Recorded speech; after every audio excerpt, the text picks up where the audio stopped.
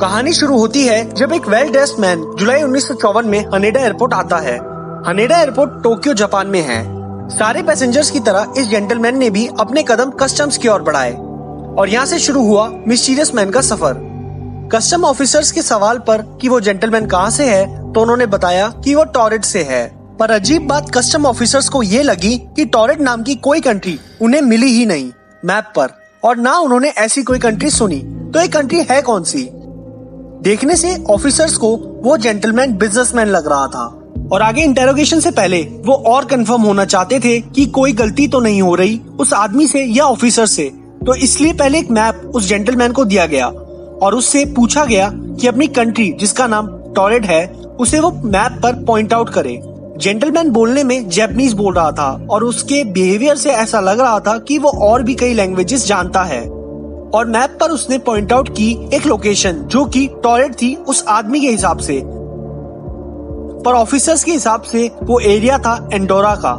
Andorra दरअसल border है France और स्पेन का। एक बहुत बड़ी कंफ्यूजन पैदा होने लग गई थी उस मिस्ट्री मैन और ऑफिसर्स के बीच। ऑफिसर ने अपने सीनियर को बुलाया और उन्हें भी उस आदमी ने एंडोरा को अपनी कंट्री बताई। साथ में ये भी दावा किया कि उसकी कंट्री टॉरेट हजारों सालों से है और वो जापान तीसरी बार टॉरेट से सफर कर रहा है। अब इस इंसान का पता पासपोर्ट से चल सकता था या फिर कोई और डॉक्यूमेंट, पर जो भी डॉक्यूमेंट्स या पासपोर्ट चेक किया गया उस पर लोकेशन टॉरेट ही थी। इसका मतलब उसकी सारी डॉक्यूमेंट्स वेरीफाइड बाय टॉरेट थी, पर असलियत में टॉरेट नाम की कोई कंट्री थी ही नहीं। अब पुलिस कस्टम ऑफिसर्स को कुछ गड़बड़ लगने लगी, क्योंकि जब कोई कंट्री थी ही नहीं तो ऑथेंटिकेशन किसी रॉन्ग नाम पर एक ऑफेंस है। इसलिए पुलिस और इंटेरोगेशन करना चाहती थी। तो उसकी चेकिंग में कई देशों की करेंसीज मिली, पर आश्चर्य की बात यह थी कि वो जेंटलमैन अपनी बातों से चेंज ही नहीं हो रहा था। वो बार बार एक ही बात कह रहा था कि आप लोग इसे कंट्री नहीं मानते, पर असलियत में ये कंट्री है। ऑफिसर्स को वो आदमी पागल लगने लगा था, क्योंकि झूठी डॉक्यूमेंट्स के जरिए वो एक फेक कंट्री को रियल बना रहा था। पर साथ ही साथ ऑफिसर्स को ये डर भी था कहीं ये कोई क्रिमिनल ना हो या कोई टेररिस्ट जो किसी क्राइम को करके फेक डॉक्यूमेंट्स दिखा रहा हो। अब और इंटेरोगेशन होनी बहुत जरूरी थी। इंटेरोगेशन के दौरान एक कंपनी उस जेंटलमैन ने बताई जिसके लिए वो वर्क करता था, और उसके हिसाब से वो कंपनी भी टॉरेट की थी। पर जब ऑफिसर्स ने चेक किया तो वो कंपनी टोक्यो की निकली। साथ ही साथ उसने होटल बताया जहां उसे रुकना था, पर उस होटल ने बताया कि वहां ऐसी कोई बुकिंग्स ही नहीं है। ये केस बहुत ज्यादा मिस्टीरियस होता जा रहा था, क्योंकि किसी को कुछ समझ नहीं आ रहा था, और ऑफिसर्स ने ये फैसला लिया कि उसे फर्दर इंटेरोगेशन के लिए कस्टडी में रखना होगा। और कुछ खास सबूत नहीं थे उस आदमी के खिलाफ, इसलिए उसे होटल में टाइट सिक्योरिटी में रखा गया। बहुत टाइट सिक्योरिटी में उस आदमी को रखा गया। उस रूम में कोई बालकोनी नहीं थी, साथ ही कोई टेलीफोन का कनेक्शन नहीं था।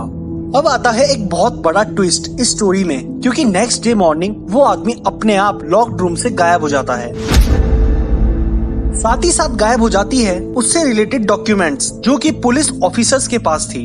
अब ये कैसे हुआ ये किसी को नहीं पता। लॉक्ड रूम से विदाउट बालकोनी वाले रूम से उस आदमी का गायब होना काफी ज्यादा अजीब था, पर उससे भी ज्यादा अजीब था उन डॉक्यूमेंट्स का गायब होना जो कि उस आदमी के टॉरेट का होने का सबूत थी। ये इंसिडेंट एक सपना सा बनकर रह गया था उन ऑफिसर्स के लिए और पूरी दुनिया के लिए एक अनसॉल्व्ड मिस्ट्री। आइए अब जानते हैं क्या क्या थ्योरीज आई इस इंसिडेंट के बाद। कई लोगों ने माना कि टॉरेट नाम की कंट्री तो है, पर वो दूसरे यूनिवर्स में है, यानी पैरेलल यूनिवर्स। किसी कारण की वजह से वो डायमेंशन को क्रॉस करके हानेडा एयरपोर्ट आ पहुंचा। वहीं दूसरी तरफ इस आदमी को टाइम ट्रेवलर माना गया और किसी गलती की वजह से वो इस एयरपोर्ट पर आ गया। पर इस थ्योरी में सवाल ये उठते हैं कि अगर ऐसा हुआ भी तो कहाँ है कंट्री टॉरेट, क्योंकि ना पास्ट में कोई टॉरेट नाम की कंट्री थी और ना फ्यूचर में टॉरेट नाम की कंट्री कोई आई। पर हाँ, उस जगह पर एंडोरा जरूर है। फिर आई एक अलग ही थ्योरी जिन्होंने इन सब को सिर्फ इमेजिनेशन माना और उस आदमी को क्रिमिनल मानकर ऐसा प्रिडिक्ट किया कि जब वो होटल में था तो उसने अपने पैसे के दम पर ऑफिसर्स को खरीद लिया था और उसे किसी सिक्योरिटी में रखा ही नहीं गया। साथ ही साथ उसकी सारी डॉक्यूमेंट्स मिसप्लेस कर दी गई। ये सारी तो थ्योरीज ही थी, असलियत तो शायद किसी को नहीं पता, इसलिए इसे अनसॉल्व्ड मिस्ट्री में रखा गया है। इसके बाद आप लोग गूगल पर टॉरेट या एंडोरा जरूर सर्च करेंगे, क्योंकि सबके मन में इस कंट्री को जानने की क्यूरियोसिटी तो जरूर होगी। पर आप जब ये कीवर्ड सर्च करेंगे तो आपको एक ही स्टोरी आएगी, अ मिस्टीरियस मैन फ्रॉम टॉरेट। इसलिए कई लोग इस स्टोरी को अ मिस्टीरियस मैन फ्रॉम टॉरेट कहते हैं, वहीं कई sources a man from torrid कहते हैं। आप सभी लोग क्या मानते हैं इस इंसिडेंट के बारे में, हमें कमेंट में जरूर बताएं।